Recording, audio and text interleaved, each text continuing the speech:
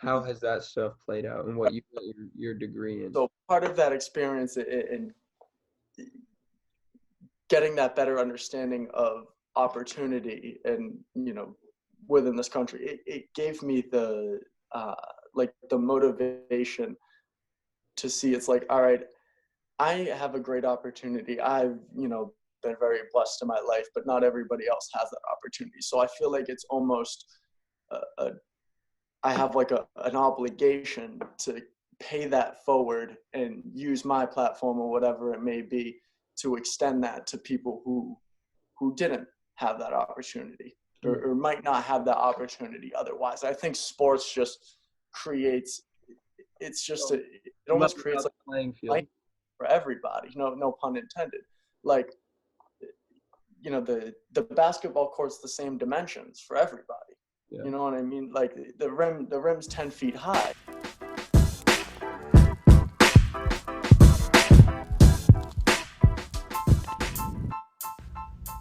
My goal with this podcast is to connect you with the very people that have positively impacted my life and will continue to allow you to create a holistic and limitless perspective on yours. This is D. Foss, and welcome to the LT360 Podcast. My guest today is the one and only Connor OBrien. He is a fellow laser, a LaSalle laser. He is a fellow limitless theory advocate.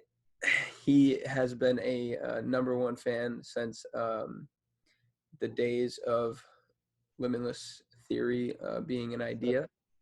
And he's always been there to support me. I can't thank him enough. We've done lots of cool things together, from just regular college stuff to actually doing interviews and stuff for school. And also, that was a good one. And also the basketball camp. There's just lots of good stuff that we have in our back pocket, and we're gonna try to explain a lot of that today. But first off, I want to let him introduce himself and make sure that you guys understand where he's coming from, why he's on the podcast, and how he can provide some value to you and what the goal is for today. So, Con, let's start off real quick with the interview that you did last time. What was the number one thing you took from that interview that we did my senior year of college when you were a junior? Yeah, so you were ahead of me, right? You were 2016, 2018 you graduated, right? Yeah. So I was in it was like an introductory writing class, a journalism class, and we had to interview somebody, and had to be somebody within the LaSalle community. And some people had done professors, some people had done some upper level people in the front office of the school.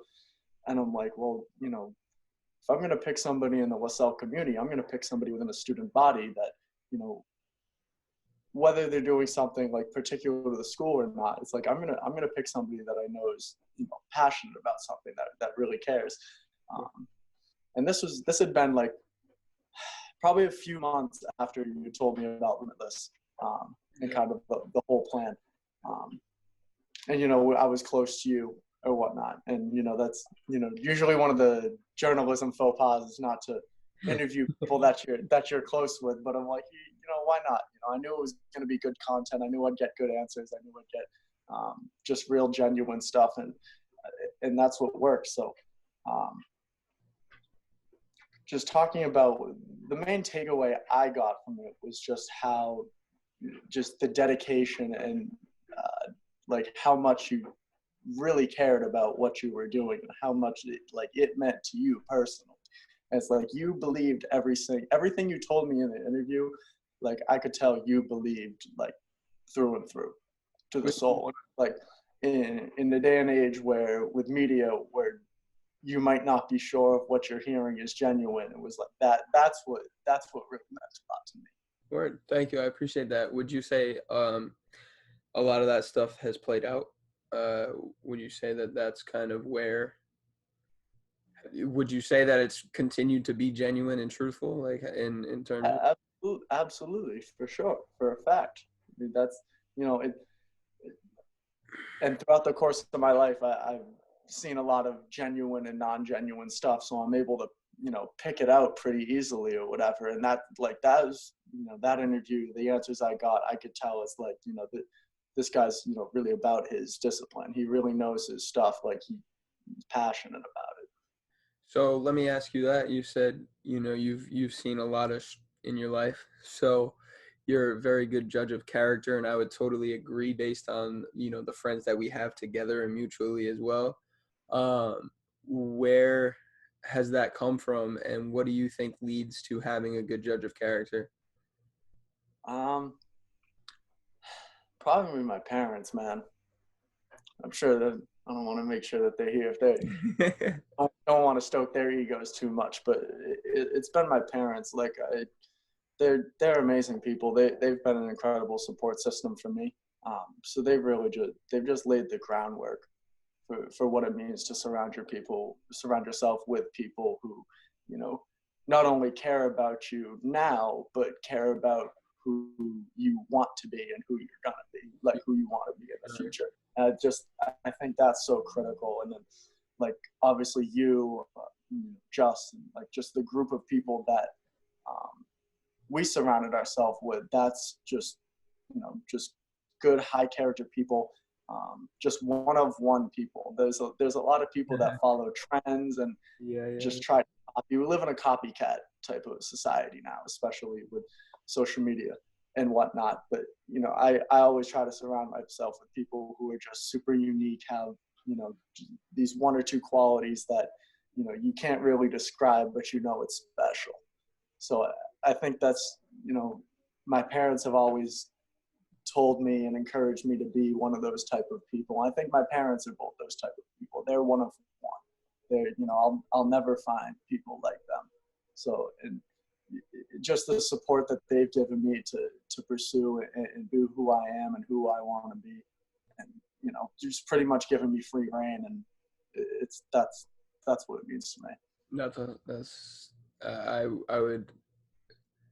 I think I would say the same. Yeah, and I know, obviously, my family when you came to camp, so you were able to meet my dad. I know that room you're in. Yeah. You probably lost 15 games of pool to my dad at the right? Hey, 15's pushing it. It was probably sorry, you got that one at the end, right? Yeah. But no, Justin's family because you live close to him. And for the podcast, Justin was my college roommate. He lives in East Providence, Rhode Island, about 10 or 15 minutes away from where Dylan grew up. So they knew each other from playing basketball at LaSalle. And I was Justin's roommate, so that's, just how our relationship evolved. So I've developed a relationship with Justin's parents. I've been to Dylan's house. And it's just, when I went there, like, it's just, you can tell it's family. You can tell it's just a warm environment. It was just so inviting. And like I said, I've seen a lot of real stuff, a lot of fake stuff in my life. And I can pick it out, pretty easily. And like, it just, so I could tell you are your parents' child. Facts. Yeah. I've definitely heard that before. So we've both seen a lot of crazy stuff, good and bad, in our lives. And a lot of it has been from family too, but we both come from great parents. We have warm, inviting kind of atmospheres. But in and of that, like, how has your family kind of set you up to see things differently? Because that's what I look for in people and friends, is people that see things differently. Mm-hmm. So when I speak on judge of character, I speak on that ability to have a different perspective, and you most definitely do. And that's something I always respect and always look for in other people. What about your family that wasn't necessarily, good, maybe put you in that perspective, or put you in that seat to have that perspective and see things both good and bad? Right. So like the main thing that was different about my family, and I'm blessed, and I think we both are super blessed to, you know, come from a family that has, you know, kind of multiple parents, both parents, because that's not a, you know, experience that a lot of people don't get to have. Caroline wants to say hello. You want to say Hi, hello? Caroline, say hi to all the guests and listeners. Caroline, she's 8 years old. It's so fun. Yeah, she figured they'd want to come say hello one time. Hi, everybody. Okay. Right. But yeah, going back, so talking about, so like I said, like having that support system, having kind of growing up with, you know, a lot of family around, is something that, you know, millions of people, millions of children don't get to have. So I'm first and foremost just very blessed that I've had that opportunity, and that's something I'm grateful for every single day. And then, real quick, I'm the youngest of the children in my family. You're clearly the oldest. Yeah, in the middle. So yeah. So you have, I shouldn't say you're the oldest, but you have younger siblings. How does that play out? What is that brought you?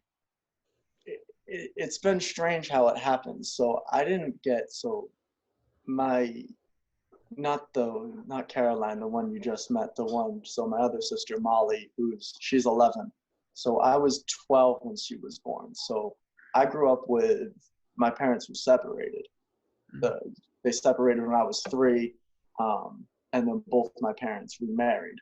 So I grew up kind of sort of in my early childhood being raised by 2 single parents. So not really having a whole lot of sense of family per se. Mm-hmm. We moved around a lot. Like I've probably moved 7 or 8 times in my life. And I talk to people who have lived in, like Molly and Caroline, who they've moved once, but we moved down the road. So they've essentially lived in one place for their entire life. So, and then once my dad got married, remarried, and then had them, it's just a whole different perspective. And you always think about, like, and not so much anymore, but kind of when everything was happening, I always think back to, like, oh, well, you know, what if this had happened? What if things had been differently this way, that way? What could have been? But kind of just thinking about things that were really out of my control. Mm-hmm. And when I was young, I just really didn't understand. So it was like when I got older, once I was able to sort of understand, I started to ask a few more questions. But it's just realizing that those questions, those type of stuff, it's not important. Like what's important is what you got now. And I have, like, I grew up with a huge family, you know, 4 different sides of my family, pretty much my whole life, having pretty much a mom, dad, a stepdad, and a stepmother most of my life. It's just you're able to meet so many awesome people. And, you know, like I said, I thought about so many different times where it was like, you know, thinking about what could have been, or, you know, what might have happened if one event didn't happen. But, you know, I wouldn't have my younger sisters and my stepmother and all the great family I have from their side if it wasn't for what happened when I was 3, and, you know, throughout my whole life. So That's just having just a huge support system that people come from everywhere, and there's nothing better than that. And, like, that's, families just become so important over the course of my life. So I would totally agree, right? We talked about that support system, making sure that you seek out that support system, but also making sure that the support system that you naturally and biologically have is as kept together as possible, without the damaging of, you know, any one person. If it's damaging you to keep that together, if you're the glue and you're, you know, getting pulled in both directions and things of that nature, it can become very, very hard and taxing on you as a person to keep that together. And you have to understand where that fine line is of I'm going to be myself and I'm going to let those things go in opposite directions if they have to. Yeah.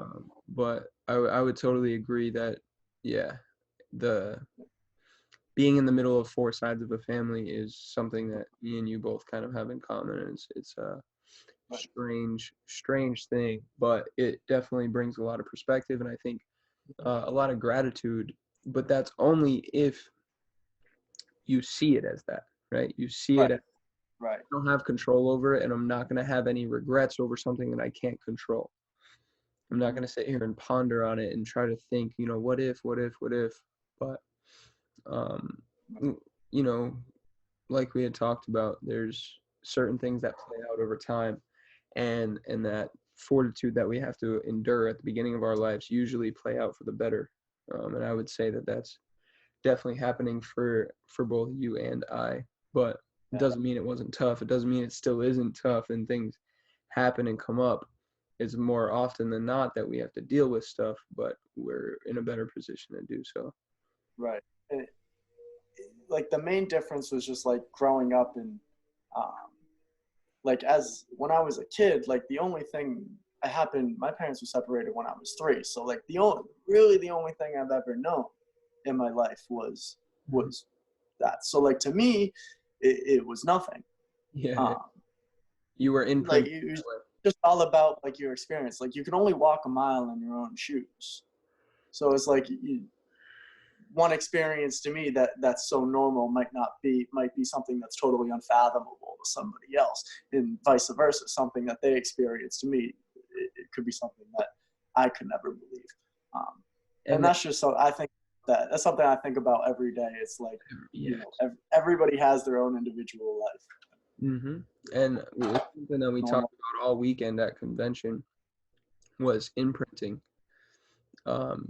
Imprinting on people the belief or the understanding or the skill set or the perspective or whatever it may be. You can't a dolphin to climb a tree, right? Like it's imprinted to swim, so like that's what it does, and that's what it and Can you just shut the door when you guys leave, please? I'm listening though. No, you're good. I mean, from there, what was your getaway as a kid? Where were you trying to get what were you trying to get away with, or what did you get away when things were tough at home, or things just weren't going well? There's always something that like you step away into. What was your like safe haven? So you're talking about like almost like an escape? Yeah, like an escape, like a habit that you just love to watch or love to do or love to like do oops, like just, and it was different at each house. So like when I was at my mom's, like when I was at my dad's, I had video games and whatnot. Like I liked video games. That's what I played a lot growing up as a kid. So I spent a lot of time like alone as a kid, like playing in my room by myself, because it was like I didn't have anybody to play with. Like I had an older sister, Shannon, but she didn't want to play with me. She was 3 years older than me. Like I didn't want to play with her either. Like so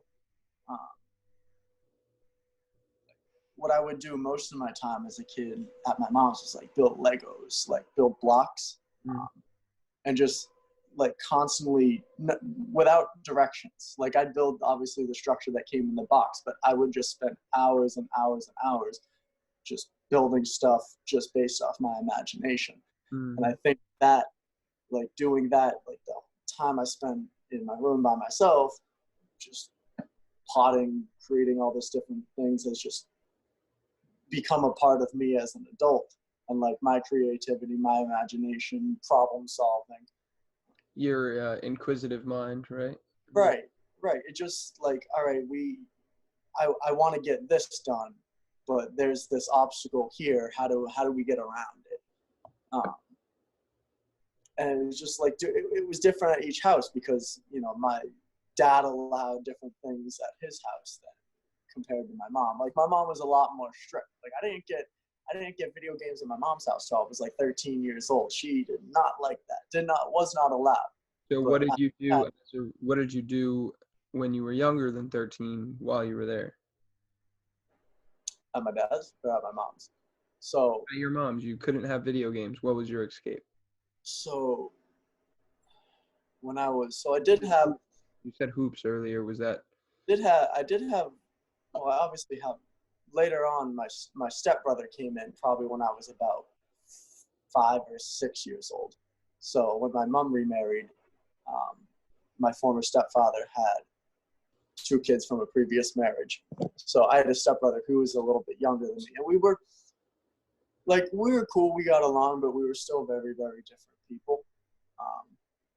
I was I guess, very introverted in a sense. Like I always enjoyed spending time by myself. Yeah. Kind of like just watching movies, playing with the toys in my room, cars, just like imagining stuff, like just using my imagination and just like create different things. And my mom's not a sports person at all, so I spend most of my time like doing sports stuff, like playing outside when I was at my dad's, because my dad's a coach. He's a physical education teacher. So that would be like when I'd be like go out to hoops, different stuff like that. But at my mom, I'd spent a lot of time with my mom. My mom was early education. She has a degree in early education, so she knows. She essentially, I say, like, she majors in what it takes to raise children. So like she spends so much time like with us, just personal time with me and my sister growing up, just doing everything. I used to build you ever heard of the marble, I called it marble works growing up as a kid. They were like they were little pipes. They were little ramps and pipes, and you drop a marble on the top and build. I used to build this thing all around my room, started from way up here and go all the way around the room. And hours we would spend doing that. And it's like, it wasn't anything crazy. Like it wasn't, I'd spend hours doing the exact same thing, but it was just like, my mom just fostered an environment that allowed me to, like I said, kind of be creative, be myself, be whoever I wanted to be. And like never criticized it. Like she never put me on like one particular path saying like, oh, we're doing this today, we're doing that. And I think that is an testament to her education and her discipline with knowing how to raise children and knowing how to put children in a positive atmosphere, a good learning environment, and like just letting kids be happy and be whoever kids are, because so many parents and just people in general try to pressure kids to grow up so quick and for them to adopt adult concepts so early. And I just don't think my mom did that. And like I said earlier, like I'm very, very lucky. I'm very, very grateful to be able to have that. It's like millions and millions of people don't get to experience that. So I take advantage of that every day. Talk to my mom, spend quality time with my mom. She's everything to me, man. That's what's up, dude. I like that. What you said, and you obviously have an escape in sports, and basketball in particular, which is something we've always connected over and bonded with as well. What with your dad being a coach and everything of that nature, what does basketball do for you? How has your inquisitive mind put you in a seat from a fan perspective? Like, what do you watch basketball and what do you get out of it? Right. So my experience with sports is like different from yours and Justin's, where you guys played at a high level. You guys made it to the college ranks. I was never good. Like I was good when I was a kid, like when I was young, like when I was lower school, middle school, I was always pretty good, pretty fast. And then I hit high school and I grew a lot and lost all my coordination. And sports to me was like, I never took it super seriously enough in the sense of like being a competitor and like, all right, trying to develop my skill set. Like, I just loved playing. It was just fun for me. Like you said, it was an escape. It was somewhere that I could go. I could go shoot hoops, play with my friends, and like everything, all the problems that were going through in my family, anything that was happening were just gone. Like it was just like a different dimension. Yeah. So I think the thing that I always enjoyed once I got to high school, kind of not being the superstar on the team, was like, I loved going to practice every single day. I loved working with my friends, like just trying to get better as a team, right? Because we were trying to win games. We were trying to get to the what we played in the NEPSAC division, NEPSAC conference. We were trying to get to every single time we were trying to get to the championship. We were trying to get to the playoffs, and it was always the perspective of we. And growing up with my dad being a coach, he's coached at the same school for 30 years. So I grew up in the gym.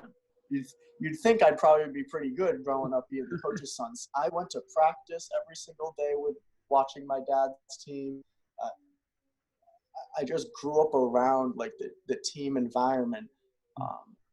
And something I always enjoyed was just like the camaraderie of like, listen, we have, 15 different guys, 10, 15 different guys that come from 10 different places on the face of the earth that experience 10 different types of lives or whatever. But we got to work towards this one goal. We're all trying to do this one thing. And if we have one or two people that aren't doing that and aren't pulling in that direction, we're not going to get where we need to be. So that's where my passion and kind of my love for sports generated. And I think that's what it's developed into as I've gotten older. Just like the team building aspect of it. It's like, listen, it takes a whole group. Like it takes an entire team in order to achieve your goal. It's not one or two people. Even in a game like basketball where you can only put 5 people on the court. Mm-hmm. It's not like football where you have 11 guys. And so it's a lot. I guess basketball is a little bit more individual compared to a sport like football. Like you can have maybe 2 or 3 guys, sort of carry your team, but still, if you don't have that team chemistry and that team cohesion, you're not. And I see it with my dad's teams recently after I graduated. Like it seems like just they lack the team cohesion that you guys I really valued, and I really tried to foster that as when I was a junior and senior, and when I was on the team. I was just always about like all right, let's, we're a team here. Like this is us. It's not me versus you. It's us against the problem, It's super funny that you bring that up, because I literally wrote and actually my last podcast was about this, the Freestyles podcast that I just released.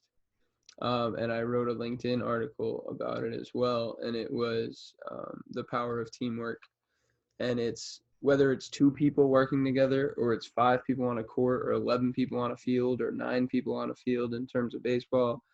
It doesn't matter. It's the ability to bring your skill set to the table in your truest form, and figure out in an efficient manner how you can achieve that common goal together, right, at the the best rate, at in the best way. Sure. All of those things. And it takes a shitload of humble pie, as Bill Belichick would call it. It's just a matter of like asking, hey, how could I be better? How could I have helped you out? Hey, I thought you were going back door there. Like, what should I look out for next time that you're going to go back door? Those sorts of things. Like, I think it's just a matter of communication is a huge portion of that. But like you had said, I think it's something that might be getting lost a little bit in today's game of basketball. but the people who do foster that are the ones who you see succeeding at a high level. Mm-hmm. And I mean, other than that, it's something that you also get as a result of being a family person, or knowing that you had to take care of younger siblings. Those things play out for sure. And now, how has your love, your desire, your um, fostering in a sports atmosphere kind of played out into what you're doing now and what you want to do in the future? Right. So the thing that was always, I guess that always stuck out to me, like once I got to college and I kind of was able to understand the opportunity, like the really great opportunity that I've had throughout my entire life, because I went to the same school for 13 years. True. And with my dad working there, so it was pretty sheltering. Like I didn't really know much outside of That, yeah. Bancroft School, whatever it was. And once I got to college or whatever, and I started realizing that, wow, like my parents really busted their ass for me. Like they laid it down. Like they put in the work so that I could be where I am today. So it's like, it was that, but also realizing that, okay, not everybody has this opportunity. And I kind of got a taste of that when I was in high school. We had this one kid who he came in. It was going into my junior year. He was going to be a freshman. He came in. His family had escaped a civil war in Cameroon, and they had defected from there, and they were living in downtown Worcester. In low-income housing, going to, it's called the Nativity School. It's in central Massachusetts. It's an inner city private school, free private school for boys. And I don't know how my dad, got in contact with this kid. His name is Emmanuel. And then he was Emmanuel that I know. Yeah, Uh, Emmanuel that you.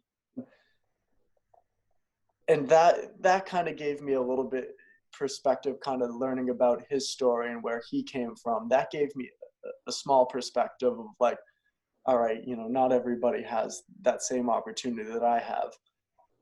But then it just make sure that he watches this. So You got to make sure that he watches this. Oh my god! I have to. I'll send him. I'll send him a text. But he came in to our program, whatever, as a freshman, and he was the best player on the floor. Like we never had anybody that was overly talented. Like our school sent a couple guys to Division III schools. Like nobody of substance. Like no Division I prospects in regard to basketball. Yep. But he was the best player in terms of like not talent but success that our school's ever seen. He scored 2,200 points. Yeah. When he graduated, 2,200 whatever it is points by the time he graduated. Which is absurd. And when I was there, I was only able to play with him for 2 years. I love the kid, but the kid was an idiot. He knows that I'm gonna send this to him. The kid, and I mean that so endearingly. Like he just needed so much guidance. Like he had only lived in America for a short period of his life, and we took him out of this environment and put him into a private school environment with a lot of people that didn't look like him. True.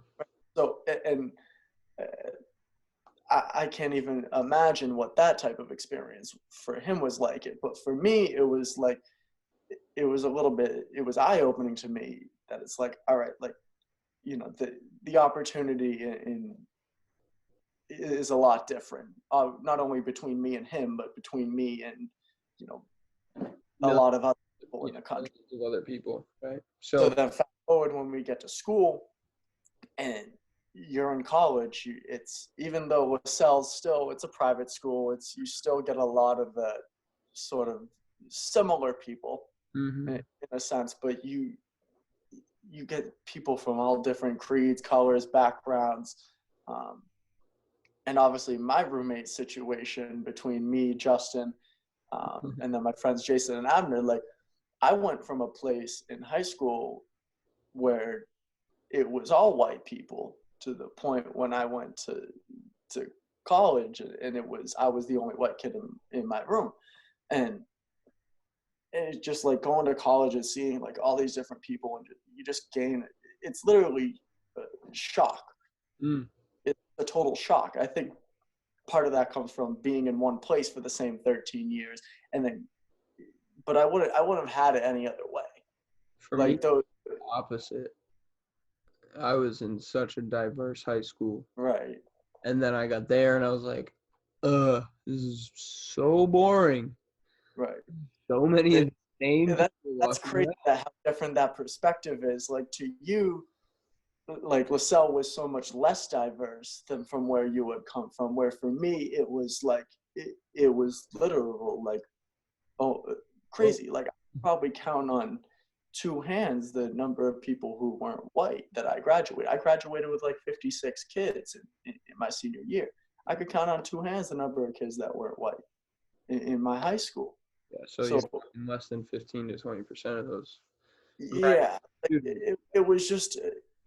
But moving forward, like where does, all of that start to play out into like what you graduate with, what you want to study? How has that stuff played out, and what you got your degree in? So part of that experience in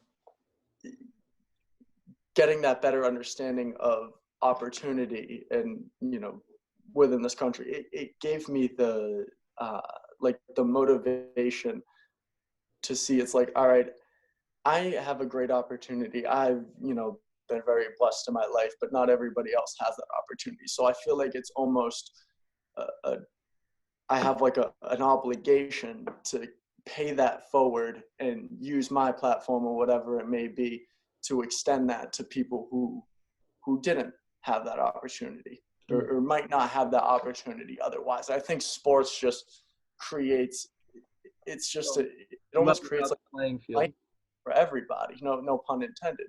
Like, the basketball court's the same dimensions for everybody. Yeah. You know what I mean? Like, the rim's 10 feet high. You play soccer, the goal's the same width, the same height, no matter what soccer field you step on.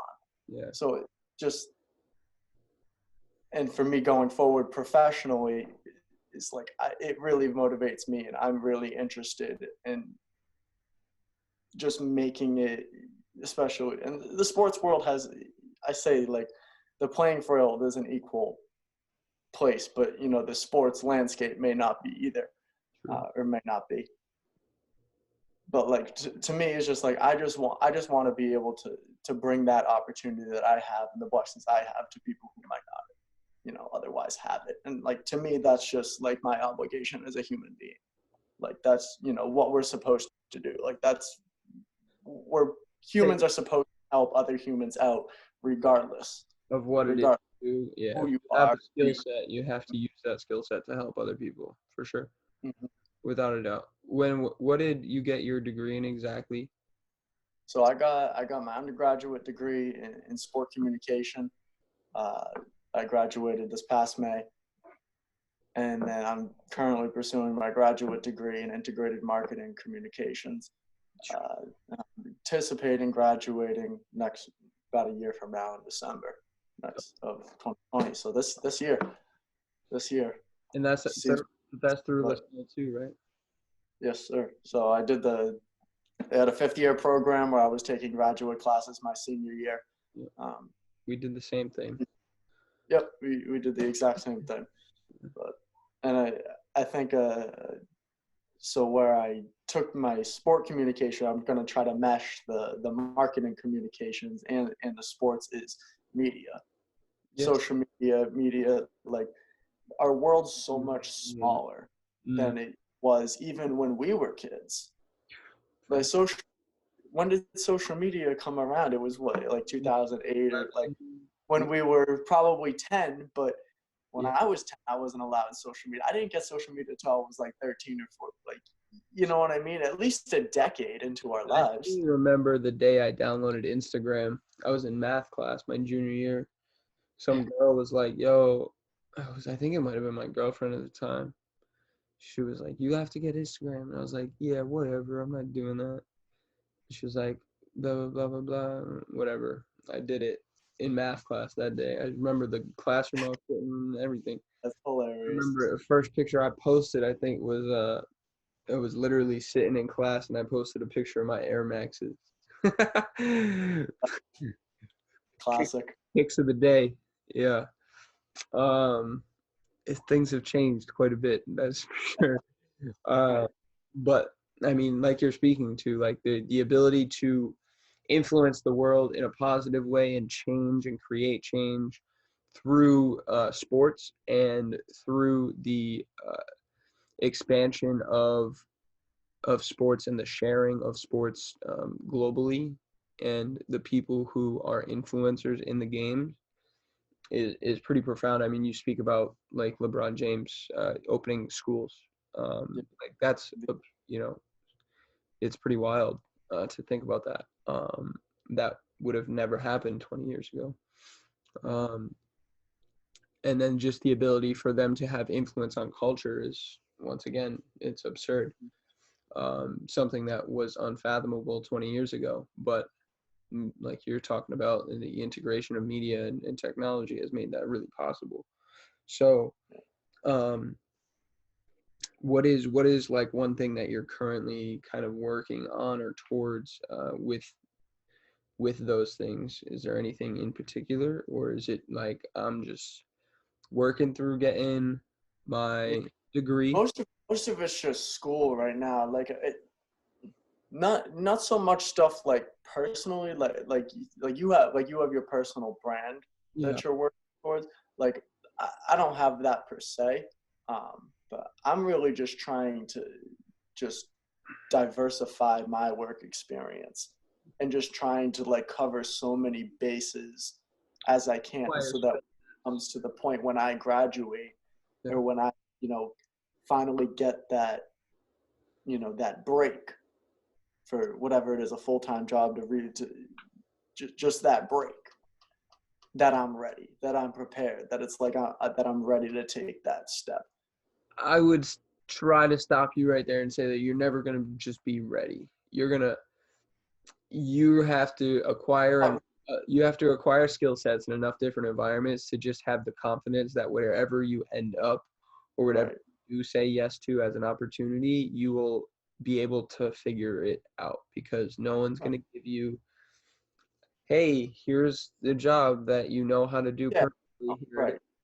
Right? That never happens. That's especially now with the amount of nuances that change on a day-to-day basis with technology in jobs and fields and careers. It's nothing we're ever going to know exactly what to do and how to do everything. But like you said, acquiring skill sets is massive, and I don't think enough people our age look at opportunities as a way to just acquire skill sets. Like, listen, it may not be everything that you freaking want it to be, or it may be uncomfortable, or you may already know the answer when you ask someone a question, but all you have to do is ask it, and you're acquiring the skill set and the confidence to ask it anyways, and to fine tune the way you ask it. So now when you ask 15 people down the road, you're better at it. You're more comfortable with it. You don't give up if they say yes or no.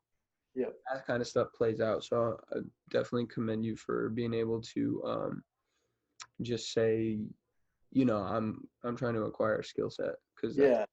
it takes a lot of ego suppression to do that.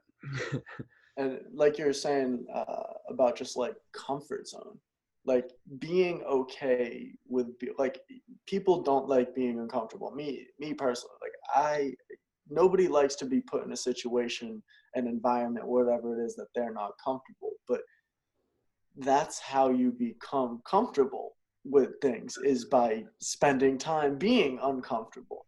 Like, you know, on the basketball court, on the football field, if you're the quarterback or whatever, the first time you play quarterback, the first time you throw the ball, you're like, oh, well, maybe I'm not so sure about this. But you throw the football 500 times, you take 700, 500 snaps, whatever it is, you'll get more comfortable. And it's like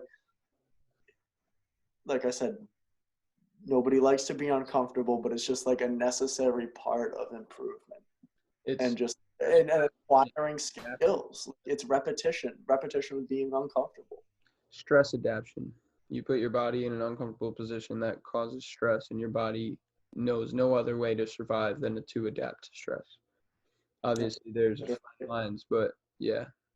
And that's the stuff I try to break down with people in the gym, like understanding, like, yo, if you can stand in this position and just comfortably breathe, yeah, you're uncomfortable right now, but that's going to improve your ability to adapt, and that may translate to the next time that someone cuts you off in traffic, and your ability to adapt to that situation doesn't include you fucking laying on your horn and yelling at the person. You're like, okay, I can breathe and relax for a second and adapt to whatever's going on. But I think your ability to be inquisitive and kind of foresee things that are happening in sports is definitely playing out. So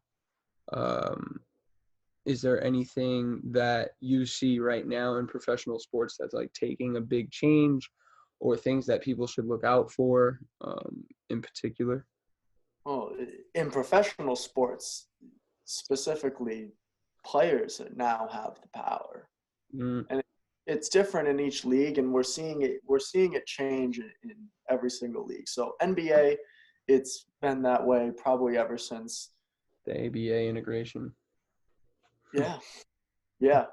Even since when he was the first player to ever demand a trade.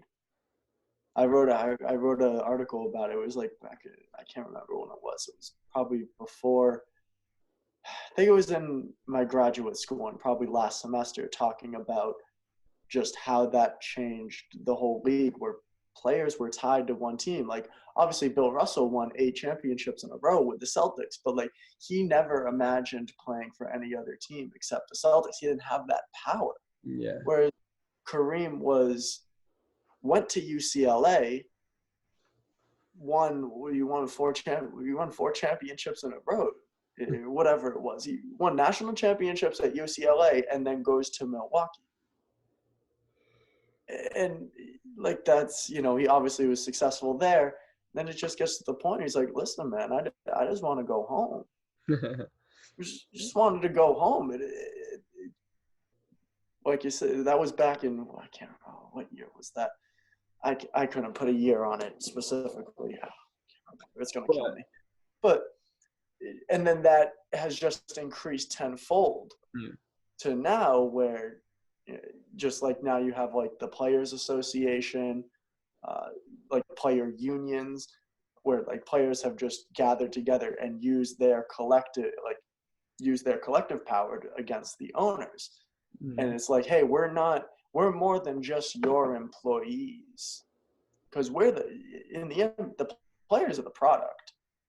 The owners aren't, the owners don't have to sell the product on the floor. No. The product is the players.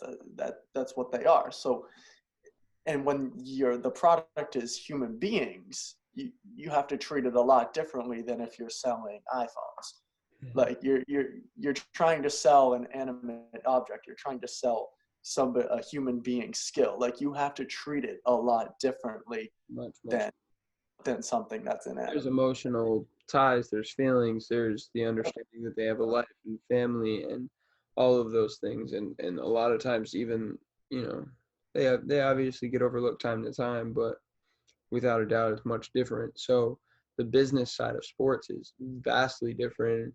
We think we had talked about like basketball, obviously it's a player-run league, but as a result of that, the expansion of basketball has become much more global. The expansion of the NBA, the ability to build brands from player perspective and from team perspectives has become much, much, much more limitless, right? There's far less restrictions on what they can do, and as a result, there's growth, there's expansion, there's change, there's evolution. But in a sport like baseball, that is not happening. In football, you have It's starting to happen. You have your major names in the sport that are allowing, that have some pull. But even then, most of it is like, linemen. Like they're not calling out, hey, I want to go play for this guy. You have your special teams units. Like there's, most of them are just happy to have a jersey and be on the team. Yep. Like there's far less pull and decision making done by players. It's still that employee owner relationship still. Yeah. It's starting to change. Like the NFL is probably going to have a lockout after next season. They're going to have a work stoppage, and the players know it. It's pretty likely. It's been talked about. I heard talks of that when I was in the athletic training room, because we had the McCourty brothers and Slater. Yeah. Those are the smartest people in the league. Yeah, those are some of the biggest player union folks, in the league, and they were all in the same locker room, and they still are with the Patriots. And to be able to hear some of their conversations about the players union was really wild, especially regarding things like Kaepernick and other people of that nature that, I agree. Yeah. So, what is it in like 5 to 10 years that you want to see yourself doing for the industry itself? How do you want to move that forward? Either working for a team's front office, okay, whether it's director of marketing, or I want to have a say in that team aspect, like who we're bringing in, making sure that we're bringing in the right people, the right characters, those one-of-one characters, people who are we, not me type of people, like that, going back to what we talked about, started this whole podcast talking about. Yeah. Either doing that, or not so much of like an agent and representing players, but like either being like a brand manager or some type of manager of their platform. It's like, listen, let's take, where we are right now as a pro athlete and the platform that we have, particularly through media, and let's extend that. Let's build on that. Like, and LeBron's done that better than anybody ever, probably, with his obviously building schools, like you mentioned, and then he has his Uninterrupted, which is the first digital only sports media company to ever exist. Digital only, like no sort of television, print, nothing of that. Like he built that entirely through the internet, like pretty much essentially out of thin air, if you will. Yeah. Like, I mean, they created that, and Maverick Carter, which is his essentially his manager, his brand manager, his business manager. Yeah, that's kind of like what I'm looking at, and it's becoming with college sports. That's going to become a reality too, with how these guys, they're going to start getting paid, and I don't think the funds will come from the school. No, come from the NCAA. But it will be them unleashing and unrestricting their ability to make money outside of the school. Yep, player endorsements, jersey sales, autographs. They're the ones that have built that image for themselves and created the value of that autograph, of that picture. Not this. Obviously, once they get to the school might kind of help that, and I'm sure the NCAA, if they ever reach a deal for that, the NCAA is going to figure out a way for them to get a cut, because that's just the nature of the NCAA beast. And Like, they're always going to try to get theirs, but the fact that these players aren't, they generate millions and millions of dollars for their school and hardly ever see a dime of it's pretty profound. And it's also crazy that it's illegal. yeah, it's 100% illegal. At least it should be, on a less like we're playing between the lines, and that's essentially what the NCAA does. And as a result of that, we've seen that players have said, screw the NCAA, I'm going elsewhere. I'm going to take my talents to Australia, right? Real quick, what's a 2-sentence take on LaMelo Ball right now? He'll be a lottery pick. He'll probably be taken in the top 10. He's good. He's a good player. He needs to do what Lonzo, sorry, it's more than 2 cents, but he needs to do what Lonzo did his second year and cut off his father. And I think he's done that by going overseas. Like, you haven't heard of LeVar Ball in over a year. You haven't heard of peep at him. For a few other reasons, like obviously his business has kind of dealing with lawsuits and this, that, and the third. But he needs to figure out a way to create his own and just be LaMelo Ball and not be LeVar Ball's son or Lonzo's brother. True. He needs to just be. Is he coming? Is Leandro going to be in the league? No. He's not. What was he going to do? My opinion. Listen, I have no credibility as an NBA talent evaluator, but I understand once you get out of the league, it's so hard to get back into the league. So let me ask you this, right? He's got this big name. He's got this like understanding, and people know who he is because of his last name, because of his brothers. He has talent. Probably not NBA talent. You're his player representative.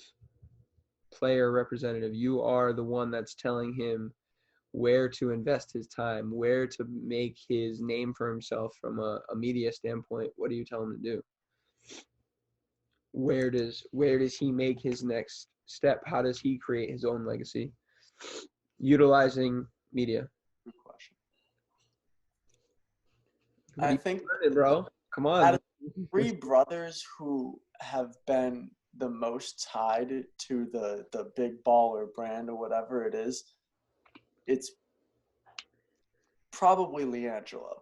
I think his avenue would be through sports like merchandise and stuff like that. And not specifically part of the big baller brand, but he needs to figure out a way to work with his brother, I think, to create, something visually that, whether it's headbands or arm sleeves or shoes or something that he can use his brothers for support, because his brother's going to be on national TV pretty much every single day, whatever it is, and they're going to, paparazzi snapping pictures, stuff like that. I think, and this isn't the only avenue for him. I mean, he can do anything he wants. He's his own person. But I think one way for him to do that is through, creating merchandise, creating, memorabilia. Good point. Basketball, sports, athletic memorabilia. And that's easy to do through the media because it's just brand like awareness, able to get it out there. Think about fashion like Louis Vuitton, Gucci, and the relationship with the NBA. Like the NBA now, the Larry O'Brien Trophy, the carrying case is now sponsored by Louis Vuitton. Like the relationship between NBA players and fashion has just blown up over the past 5 years because you guys walking in wearing these absolutely ridiculous outfits that cost $10,000. It's exposure. It's free. In a not free, but in a sense, it's like it's organic content. Yeah, for sure. Like you can post that. Somebody else took the picture for you. All you got to do is repost it. All Louis Vuitton has to do is repost the picture that, Eric of, the photographer for the Rockets, Yeah. whatever it took of James Harden. All they got to do is repost that, and that stuff goes up every single time. It does numbers, and numbers everything in the social media. See, I would also take the perspective of like, all right, well, I'm going to be around the game. My brother's in the game, both of them about to be. I'm going to become a very close-knit person with up-and-coming basketball stars and put them in a position to make a name for themselves. That's what I would do if I were LiAngelo, as well as merchandising. And when you talk about making a name for yourself, what are people looking for? They're looking for merchandise to represent all that stuff. There's 1,000 ways that he could do it, and he should be working on 100 of them over the next 4 years, and over the next 4 years that should dwindle down to about 10 that he masters. And he has every opportunity to do that. I'm just wondering if he's going to, but we'll see. It's his life, and like I said, you haven't heard from the Ball family so much. I mean, when Lonzo was drafted, all you'd hear about Lamar was, which is tough. I feel like LeVar put his kids in a really, really tough spot. Yeah. And I think the best thing the best thing that happened to Lonzo was for him to get traded out of LA. True, without a doubt. For not only his professional, he's balling. He's playing pretty damn well down in for the Pelicans. Like, he's not putting up gaudy numbers or anything like that, but like they're rebuilding, but they have a core. They have a core, and he's a playmaker. Like, he has other guys around him that can score the ball. Like, he's not for the ball. He can distribute, he can rebound, and he can carry the ball in transition. He's a Rajon Rondo type of player, and that's Rajon Rondo is one of my. He's a true making player. I have a jersey. I love Rajon Rondo. That was my player. My player profile. That was my player profile. So that's why I'm a big Lonzo fan. Yep. Yep. And they've got a crew down there. They're building something down in New Orleans, man, for sure. Now, transitioning out of that and being a young athlete and having all those things going on, like, how do you keep a level head, right? I think that's something that, like, Zion Williamson is running through right now. It's definitely something that LaMelo is running through right now.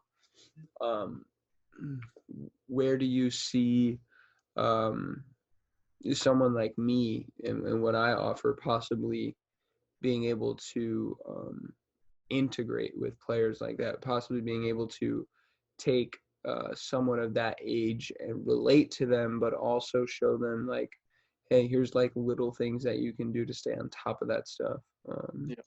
Do you feel like that's a possibility? Do you feel like that's something that people will be looking for as, like we talked about, names become bigger in college and players start to make more decisions, more so than the owners and things of that nature? Yeah, I think people are gonna need a bigger slice of that humble pie that you mentioned. Like, they're gonna need that person in their corner to keep them grounded, because people are starting to get, especially young athletes, they're starting with social media, they're starting to get popular, globally popular at the age of, now we see it, how old's LeBron? He's a freshman in high school. This kid's games are they're put on ESPN. He's got millions of followers on Instagram. And obviously his father's LeBron James, so it's a little bit different for him. But you have Zion Williamson, who he was 16, and this was happening for him. So do you remember right when he went to Duke, because Coach K was the guy that could hit him with that humble pie. Yeah, without a doubt. Coach would absolutely, and he did. it was perfect. Yeah. He did. Mm-hmm. And he learned so much. Like I see Zion in the NBA now, and it's like he was ready. Like he's obviously physically ready, skill set wise ready, but like mentally prepared to where he was famous. He's been famous since he was a sophomore, junior in high school. Famous. And throughout the whole league, everybody thought they knew he was going to go number one. He's Like the next LeBron. You know, it's hard. It's hard for a kid at the age of 18, not even an adult. You're a young adult to have to handle that type of game and that type of influence. Just to transition that quickly from a small town high school player in South Carolina to 2 years an internationally known and traveling basketball player with all this, weight on your shoulders and millions of dollars in contracts and sign this, sign that. It's tough. And speaking of transitions, like it's hard to transition for a normal person at the age of 18 into college, at the age of 22 when you get out of college, right? Like you've experienced and I have as well, and we all experience that in different ways. Or my sister is transitioning in this realm of like, hey, I'm turning 30, my life should be together. And that's also like Gary Vee talks about it all the time, like 18, 22, and 30 bring people so much anxiety, and a lot of it is like, for what? Why? Yeah, it's a transition period, but there's no reason that you should think you should have your shit together, or you should.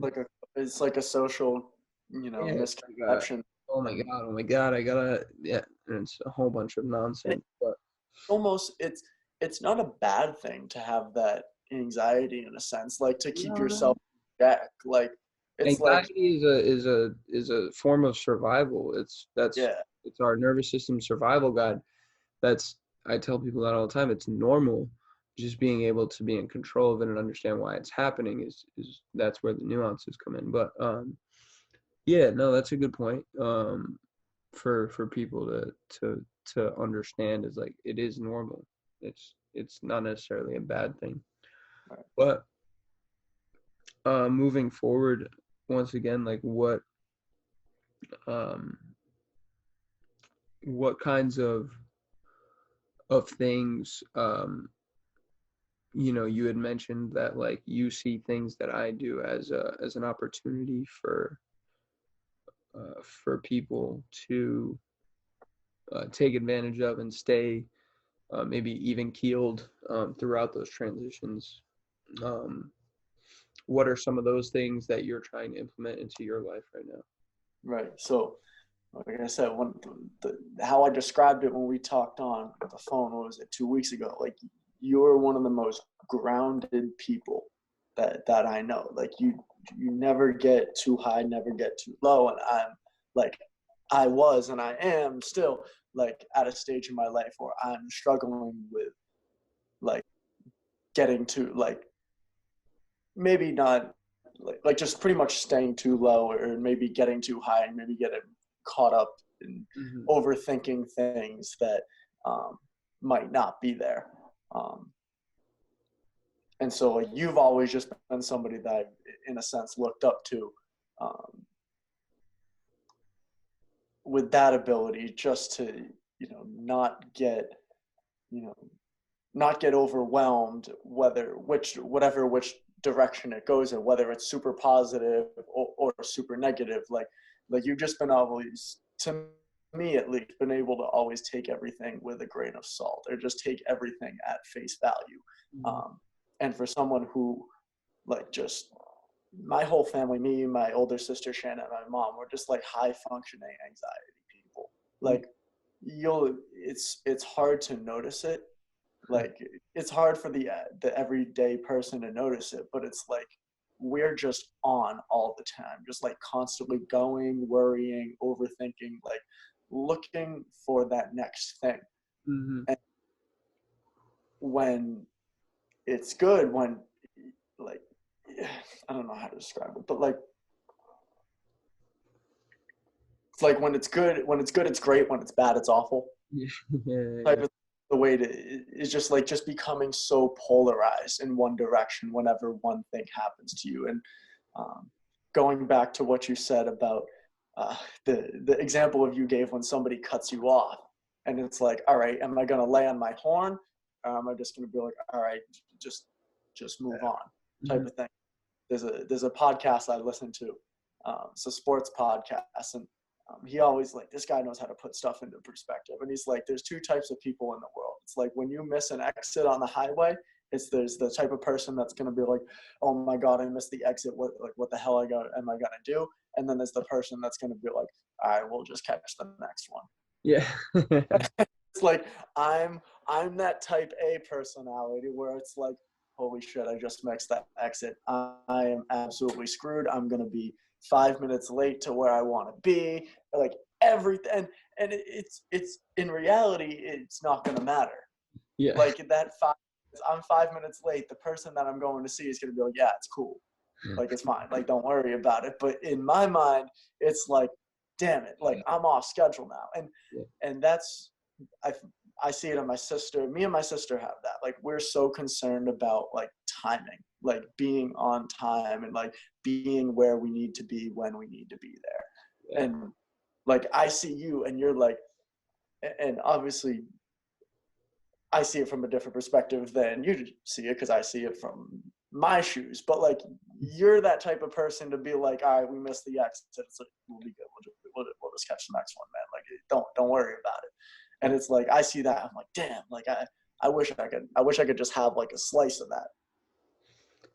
Yeah, you have a slice of it. It's just about practicing that slice. Yeah. Making that slice bigger. Yeah. And sometimes, and it's different. Like, it's different. You all have a blend, right? And like my mom will see me, like the way my mom sees me as the way I see you. In the sense it's like, oh, like she sees me as like, oh yeah, Connor's just like, oh, whatever happens. But, and in a sense, I see sometimes when I'm like that, but in my own mind, in my own mental, I'm like, no. Like, and whoa, it's changed a lot over the course of my life. For sure. And that's why I said that you have a slice of it, because I know I've seen that. You'll be like, bro, it's whatever, bro. It's cool. Whatever. Yeah, like I'm like once I move beyond something, I'm quick to let it go. Yes, for sure. Like it's like once I've it's that initial thing that I'm cool with. I'm good with leaving shit in the past. Yeah. Like, all right, whatever it was happened. There's really not much I can do about it now. Like, screw it. Like, let's move on. And but it's that initial adaptation it's that initial adaptation period that people struggle with. It's the same way, like, you get into cold water. When I talk about cold water exposure, people get into cold water and anxiousness is literally telling them, breathe. And people like, they do that. Yeah. And they hyperventilate. And it's the same concept. It's like when you get into a situation, whether it's cold water or a fight with your mom, are you going to hyperventilate and like, are you going to just outlash, or are you going to immediately grasp that opportunity as a sense of like, no, I'm going to take control? That's how that plays out over time. That's how you flex that muscle, or that that ability to stay cool, calm, collected, that ability to feel grounded. It's in everyday practices. It's the same way that I say, like, people are like, oh, you have to do corrective exercises, then you have to train, and then you have to do corrective exercises again. It's like, why don't we just make our exercise our corrective our correctives? Like, it's much more different. Like, you can integrate all of these things into daily life. But I think I threw you way off your answer. I don't even know. No. That's pretty much essentially what I was getting at. Okay, like, cool. Do you have any other questions for me then? Yeah, so part of that, like you being so grounded, like you've developed at least to my understanding, like a very, very consistent pattern. Like you have like a consistent routine that you do every day.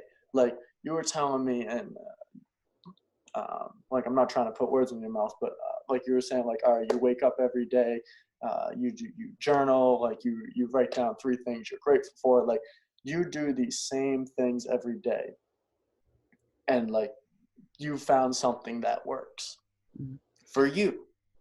I want to stop you there because I definitely haven't been doing that lately, and it has shown in my progress. And even if it hasn't been perceived that way from other people, my progress internally has slowed down, and I haven't been able to see the actual progressions that I am making in such light because I'm not staying consistent and tracking what I'm doing, right? So like if you know you're doing 1, 2, and 3, then you see when 4 changes. But if you don't know that you're doing 1, 2, and 3, and 4 and 2 are just changing and things are going up and down, left and right, you have no basis or foundation to look at. Right. And that's definitely been evident in myself lately. And that's something that I once again am understanding how people get out of a routine or out of a funk or just don't even know that they should have one. But I know it's very, very, very, very important because I've lived it before. I've done it before. In college, I was like pristine with those things. As you transition, even at the beginning of last year, I was very pristine with those things, but things have been a little different the last couple of months. So I've fallen out of some of that stuff, and it's evident to myself. It may not be evident to everybody, but it's something that like starting tonight into tomorrow, like I've had on my brain all week. I need to master those things again. Like I need to get back into that frequency that I was at. And that's what I personally struggle with, is like getting into that, like getting out of, like I know, like when if I have a bad habit or if I'm like not in a good routine, like I know I'm not in a good routine.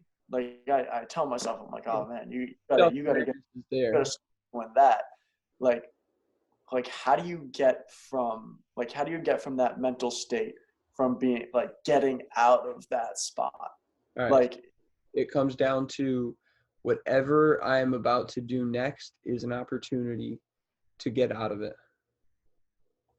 Whatever it is, whether it's the next thing that I think, whether it's the next action that I take, whether it's the next meal that I eat, whether it's the fact that I decide to take a book to the bathroom when I go take a shit or take my phone, like that stuff plays out over time. And like I talked about earlier, it's hard for people our age to see things as an opportunity to acquire a skill set that you're going to need and want later in life. But if you can make some of those decisions, if you can put some of those decisions into the perspective of that's going to help me tomorrow and in 5 years, it's going to play out this way, then it doesn't seem like such a burden. It seems like, well, I'd be an idiot if I didn't. Right. Facts. That's why I've been trying to get back into like consistently, like every single day exercising, even if it's just like 5 for minutes. like an hour, like banging out a whole bunch of push-ups, like my pull-up bar, do it just like because like it's good for so many reasons other than physical, just mental, the hormones you release. Go, you can go. Like yeah, outside of like your physical health, like I was talking to my sister the other day, because dude, I've been having like, it's crazy, I've been having like nightmares, dude. Like having like these crazy nightmares, and some of them are just random, but other ones I can tell they're stress driven. from stuff going on in my daily life. Like I woke up from one last night. It was like I had forgotten to pass in one of my assignments for my graduate class, whereas like that was something so specific. And my sister had dealt with, she just got her clinical certification. She studied psychology in college, so like she's qualified to talk about that. So she was kind of able to put on her psychologist hat, and she's like, listen, like, you know, get into like a physical exercise routine. She was having night terrors, which is like she was waking up, you know, she was standing looking out the window sleeping but yelling, like, and you know, my brother-in-law had to, you know, physically grab her to wake her up. And it's like I've just been having these wild nightmares, and it's like so I'm like, all right, like, you know, let me get into an exercise routine. Let me start like trying to get some of this stress out somewhere else, because right now all that stress that's built up throughout the day, all that anxiety, all that worry is coming out in my dreams, and it's screwing up my sleep, and it's like throwing my entire life. So if I could figure out a medium, some way to like exert that frustration, stress, whatever it may be that's going on in my life somewhere else, I'll probably like I'll be able to sleep better. And like it's not like I've been trying to exercise or whatever. I had nightmares last night. Like I know it's not going to happen. Like it's not going to, you know, be perfect. It doesn't happen overnight. No pun intended. But like it's just gotten to the point. Like I've been having these nightmares for like a month and a half now, and it's like it was screwing up my mental. Like it's just like, dude, like the other thing too, right? Like understanding that the exercise is not the only routine that you have to implement, but by chasing 5 things that you should implement, like you can't. My I'll call him my mentor. My mentor right now, he is always saying you can't chase 2 rabbits, right? If you chase 2 rabbits, you catch neither. So the concept of like, okay, I'm going to implement exercise. So for the next 30 days, I'm going to implement exercise, and to the point that that's just naturally a part of my daily routine. Then I will add another part of that daily routine. Now, before or after exercise, I will meditate, or before or after exercise, I will read, or before or after exercise, I will write down what I'm grateful for, right? Like that's any one of those 3 things you could easily add, but don't do all 3 at the same time. Just like you shouldn't do all 4 from the get-go or the jump. It's very tough to do that. It's doable, but it takes a crazy amount of discipline to do that. And discipline is a muscle that you have to grow. You have to flex. You have to create. You have to instill confidence in yourself to have that discipline. And that takes language too, getting rid of words and phrases like I can't, I need, sorry, I want, I can't wait until. words. Huh? The way they're called doubt words. Yeah. Anything that's not, and it like not doubt words in the sense of like can't, won't, even like ones that are like should or maybe or possibly, like anything that's not like I can, I will, like things like that. Yeah. For sure. All that stuff plays out, and like I talked about before, it just comes down to each decision, realizing that every single thing that you do sets precedent for the next time. And the ability to have that foresight gives you the opportunity to see it in a different light and take advantage of it, because it's not just any, you know, decision or any choice or any one moment. It's an opportunity each and every time to get better and drive you towards your goals. What does not drive me towards my goals, I will not do, is like a great affirmation to repeat to yourself. What else you got for questions then? 'Cause that was a good one. Yeah. then like, well then, so we just talked about kind of realizing when you have to make a change, taking the step to make that change, and then like, then just like maintaining it. Because I've been like, when I was at school, like I got to a point where it was like a few months or whatever. I was on like good exercise, like a great routine, going to breakfast, lunch, dinner every single day, like good diet, healthy diet, healthy exercise. Lifestyle overall was better. And I can't even, I don't know what happened. Maybe I went on school break, or like there was just like a small break in that routine, and it threw everything off. So like when you, I don't know if you've experienced that. I figure most people do. Like, how do you like get back on? Like, you're like, all right, I knew I had some language there. Hold on. Stop. Change that language. If you're on or you're off, there's only black and white. Life happens on a gray scale. If you want to live in black and white, you're already setting yourself up for example, and that comes down to the language you use. Oh, I'm off the wagon, I'm on the wagon. Oh, I'm on a diet, I'm off the diet. I've been exercising, I'm not exercising. I drink, I don't drink. I smoke, I don't smoke. Those things, black and white, it's like you're putting yourself in a situation where it's one or the other. Yeah. Right? Whereas if you had a bad meal, or you didn't exercise, or you just didn't do everything for one day, now you're like, well, like, whatever, tomorrow, I guess it's whatever. You don't walk into tomorrow with intention of like, no, I'm going to do that again. I'm going to do it. And that's the same way. Each decision is separate from itself. If you have a bad dinner, don't make your breakfast bad the next morning just because of that. Just because you're like, whatever, I'm not doing it anymore. I'm not on my diet, clearly, because I broke it. Like, that's what ruins people, is thinking that like you're either on or you're off.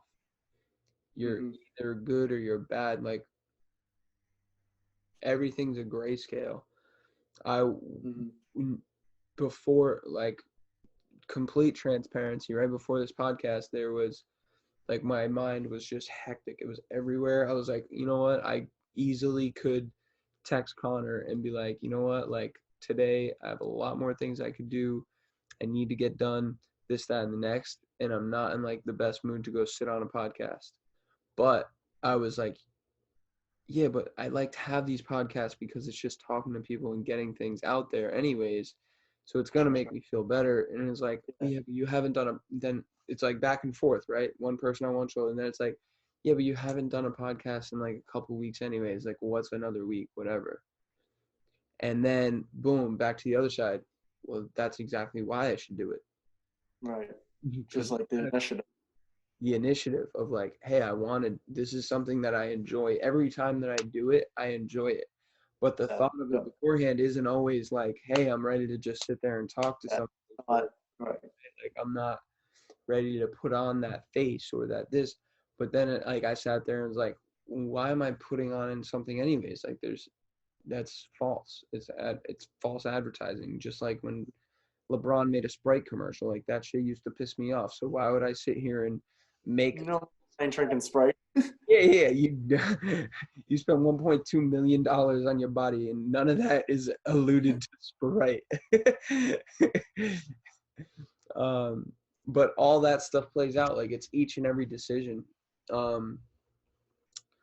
Like, my decision tonight is like, hey, like, I'm going to eat a really early dinner and get to bed really early because I need to and I want to, for tomorrow to be a better day for me. Could I easily do 1,000 things after this podcast? Yeah, I could.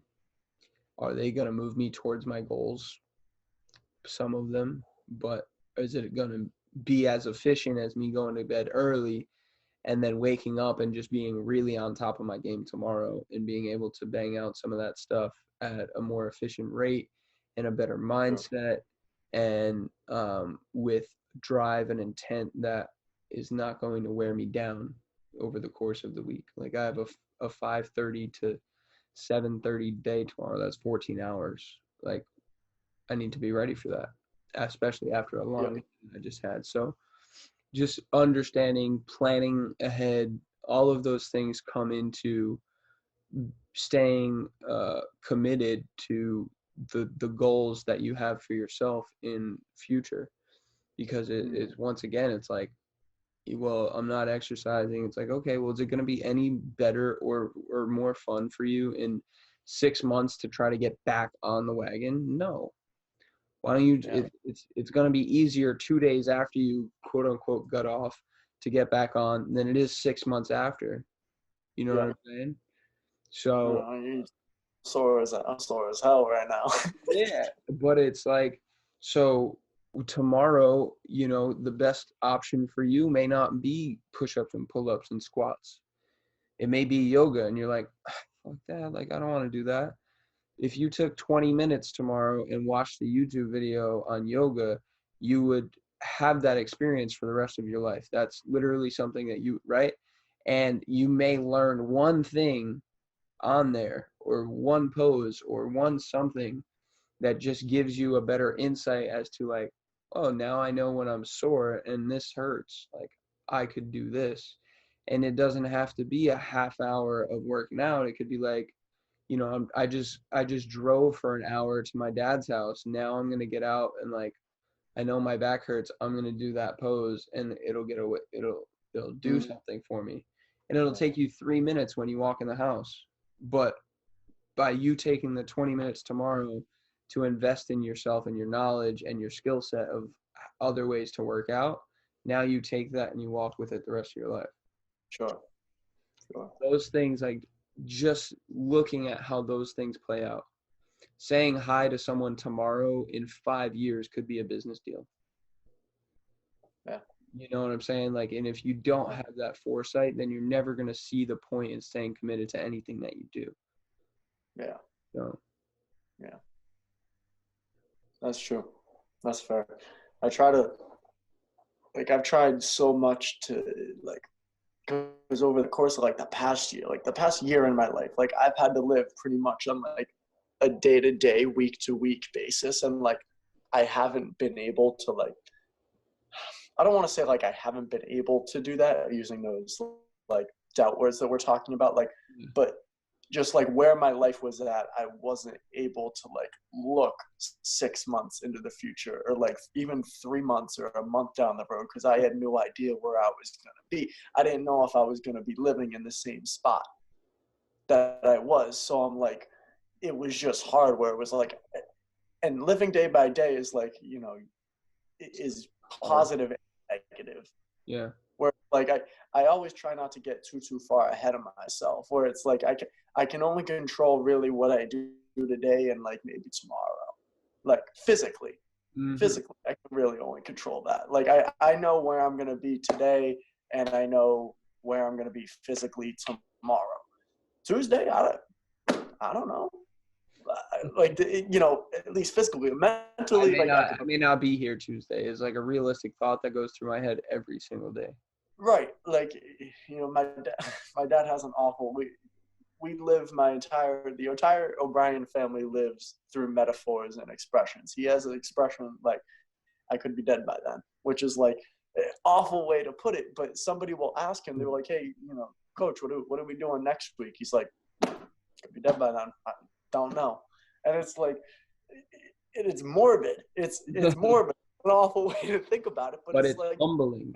Sense in a tiny, it changes your perception and your relationship with time.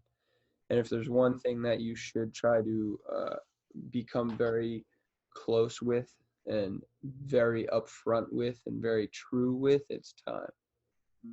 That ability to understand it is real, very real, because it changes your energy.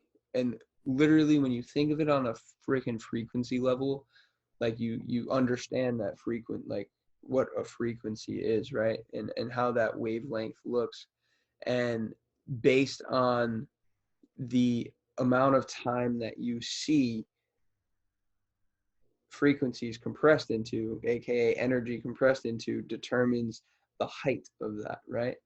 Yeah. So like when you look at things at a big perspective, there seems to be less highs and lows. When you see everything in a super tight and narrow window, you have that up and down, and that's what plays out in your energy that you give off to the world. If you're not foresight, if you have no foresight or ability to think, hey, the person I say hi to tomorrow might be a business transaction in 10 years. If you don't have that foresight, then you think, why the fuck would I say hi to that person? Screw them. Right. And you're Right. like up and down. And then the next person's like, oh, she looks cute, I'm going to say hi to her, with no intent of where that might go. But it was just like very, oh, she looks cute, I'm going to say hi. Right? Like those things over time play out so much. Yeah. Because it's your ability to build that skill set of seeing something further than what it is, the possible value that decision holds. Perfect. Yeah, No. and that helps with consistency. Yeah. Without a doubt. I hear that. That's helpful. What about anything else? Anything else you want to say to the people? That's it. Those are all everything I had written down for you. Shit. I think that was a perfect place to end. Yeah, I was just checking out because I have my phone right up on my computer, so I didn't mean to show you guys my ugly mug for a second, but Yo, what's up, guys? How you doing? yeah, but no, I just want I just want to shout out to the whole Limitless team, and shout out to Bev. I've seen Bev's stuff. Bev's on the Limitless wave now. Shout out to Bevy. Shout out to Mark Davidson. I've seen him. I remember I met him when I went with you to the regional conference or whatever. Everybody I met there, it was just like the Limitless team, the whole MA community is just like, it's all so positive.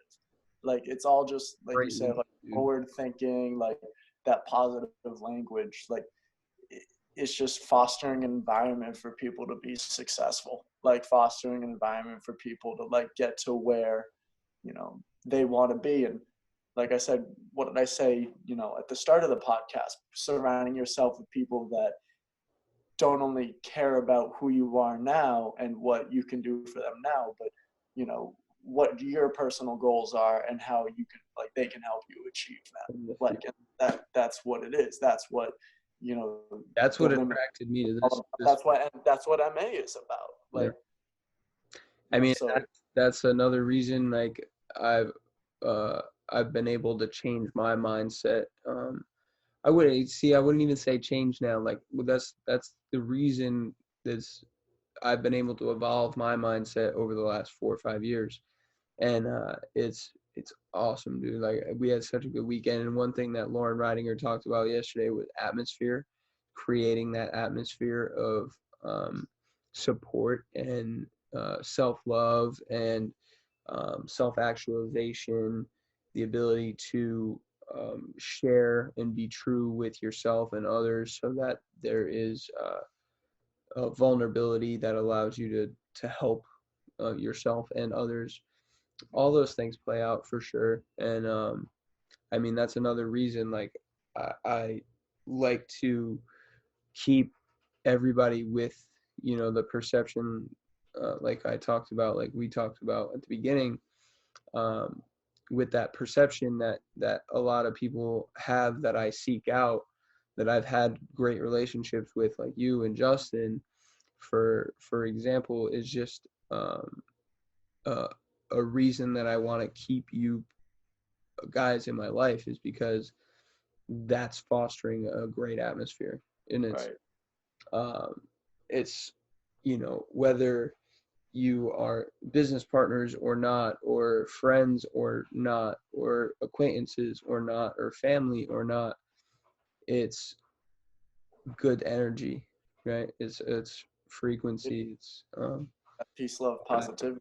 Exactly. And the more that we can work together, though, in bringing all of those things together, is, I mean, the more time I can spend with anybody like that, the better. Right. Which is why, like, you can probably see that my vibe is a lot different than an hour and a half ago when we started this podcast, right? Like, it's just Honestly, I didn't notice. I see, couldn't. for you, it's like my highs and lows are so They're also obvious to ourselves. Like, yeah, exactly. But for me, yeah, this has been super helpful in and of itself. Just having this conversation. and I knew, like, I've been stoked for this like all week, dude, because I knew, um, like that you were somebody that I could talk to help me out, like, which is what we talked about kind of like in the second half. Like, you know, obviously, like, you had me on for me to kind of tell my story and tell my experience, both in my life and then professionally and where I want to go. But like, it was also an opportunity for me to kind of like get like some expertise, like, Well, I'm and glad I you can know, provide that, dude. And I like, think you like signing up to you signing up to be vulnerable enough to do that and share all that stuff is amazing, because you realize it's not only helping you, but it's going to help everybody who listened as well. right, Everyone yeah. who watches, it's going to Even if it's like, even if like they just take like a 30, if they just hear one sentence, two sentences, like that, it's like, hey, you know, or I had a similar situation to that or whatever. It's like, oh, I heard something Connor or Dylan said, that it's like, oh wow, it's like I didn't think anybody else had really gone through something like that or experienced something like that. And now that I have, could give them the confidence to go seek out help or assistance wherever it may be, whatever it is. Like, you know, that's what I got. Like, when like, I don't even know when the idea came on. When you were just like, hey, you should hop on the podcast. I'm like, yeah, you know, I don't really know what we talk about. We should talk about sports, you know, this, that, and third. And like, then when we had our conversation like 2 weeks ago, we're like, yeah, we're like, it just needs to be like a flow of discussion, like organic, a conversation. organic, and that's how it turned out, and it was dope. I don't think Yeah. it's gone any other way. No, I mean, it went by like that. I don't know how long. I mean, it's probably been over 2 hours. It's been close. One of the longest ones I've ever done. Now, Good for to talk.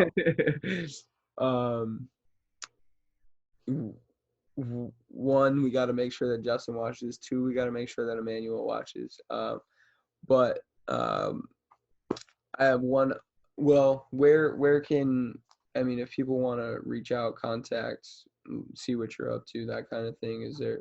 I know you're not big and huge on social, but where can they? You can have them reach out to my email. So it's just give them my school email. So it's capital C, capital O, capital B, RIEN at LaSalle, LASELL.edu. If you want to shoot me an email, even just shoot me an email asking for my phone number. Like, hey, hey Connor, it's so and so. You know, shoot me a text, whatever. Like, my phone's open to everybody. Like, I'm always looking for people to talk to. Social media, yeah, I don't post a lot on social media, but like Instagram, if you want to follow me on Instagram, I'll always plug that. It's CONOB15, CONOB15. I don't post a lot, but when I do, I post a lot of my family, post a lot of just like wholesome stuff. Like, it's never really anything that like filler. It's always, you know, something that I always try to post something that it's like, all right, maybe somebody else like might want it, like something that people want to see. Something like, with depth. Yeah. Yeah, but like something. Are you on Twitter? Yeah, but my Twitter's not a public thing. Cool. My Twitter is like a bit.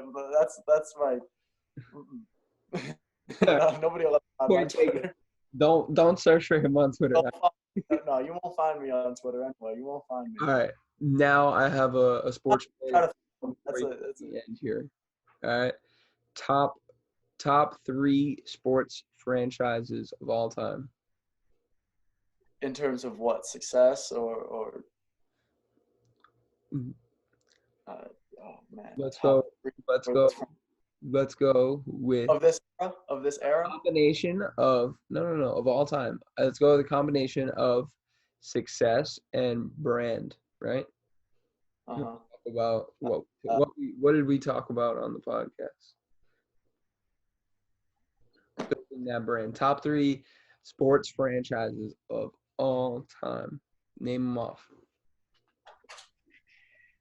I'd go in no particular order. No particular order. No ranking. Sure. The Dallas Cowboys Okay. are there. The New York Yankees, as much as that kills me to say. Yeah. And then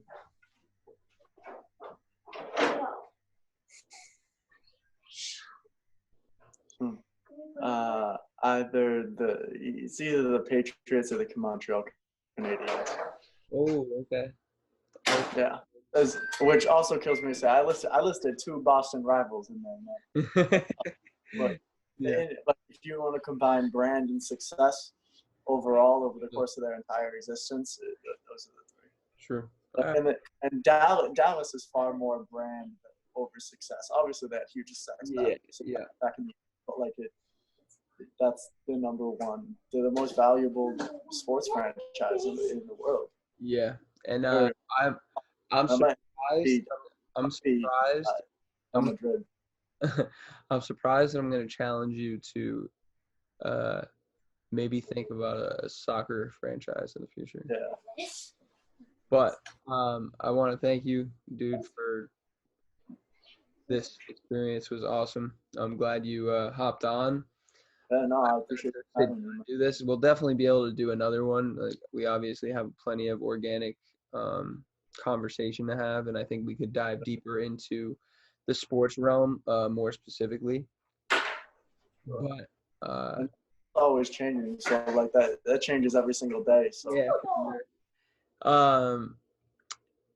Anything else you want to say before we close it out, real quick? All right. I just want to thank you, thank the Limitless team, and just wish the best of luck to everybody.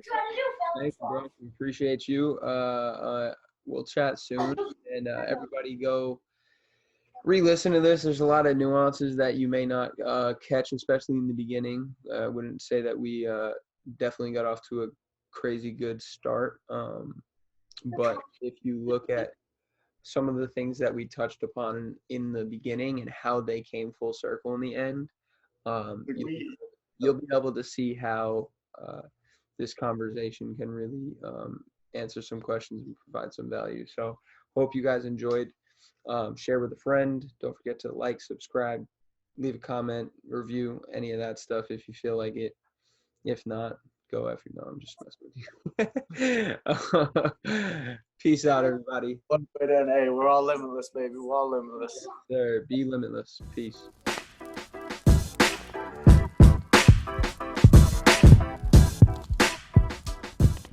My goal with this LT360 podcast is not only to bring you the best guests, stories, and lessons, but also the best products and services that span all markets and industries that will allow you to create a limitless lifestyle day in and day out. So listen in for these amazing deals. These times there's one thing that we can count on to keep us connected, and that is the one and only video conferencing platform, Zoom. Zoom is an amazing platform. It's the very platform that I use to record the visual portion of the LT360 podcast. I also used it today to share a business plan and stay connected with someone that wanted to learn more about products and services that we offer. And I also used it to train a virtual personal training client this morning. It is virtually simplistic very simplistic. Anybody can use it, and we just scored an amazing deal. As unfranchised owners, you can get the $160 valued membership through Zoom for just $9.99 per month. Instead of paying $160 per month for unlimited recording access and storage and tons of other features, you can pay $9.99 per month and save nearly $1,800 per month. You best believe it. I signed up. I created and transferred my account over to this pro account, and I will not be looking back, because that $9.99 per month that I'm paying also comes with a residual 15% IBV commissions. Each and every month that I pay out $9.99, I'm getting 15% commissions on that in the form of IBV, and I cannot think of an easier and better way to stay connected with my team and help my team get paid. So make sure you head over to your back office, go to my account, go to my services, and look up Zoom video conferencing. You will not be disappointed. Let's all use Zoom to help us stay connected and get financially fit together. What's up, Limitless Theory Tribe? Hope you enjoyed the episode. I wanted to take a second to give you an opportunity to save 10% off on anything in the Limitless Theory apparel store. Everything from beach towels to coffee mugs, t-shirts, sweatshirts, and tank tops, and much more. New styles rolling out all the time. Use code LT10 at checkout for 10% off. LT10 at checkout, all capitalized, for 10% off anything Limitless Theory apparel related. And all you have to do is take a picture and tag us so that you can get 10% off again next time. Peace. Limitless Fitness family, this one is for you. If you are a weekend warrior, a fitness enthusiast, a fitness professional, or an athlete, young or old, it does not matter. If you are trying to get fit or stay fit or improve your fitness levels, head over to ck1bands.com and grab yourself a pair or set or single band, because a resistance band is one of the most efficient pieces of fitness equipment that you can use anytime, anywhere, any place, and you can bring with you almost anywhere you travel.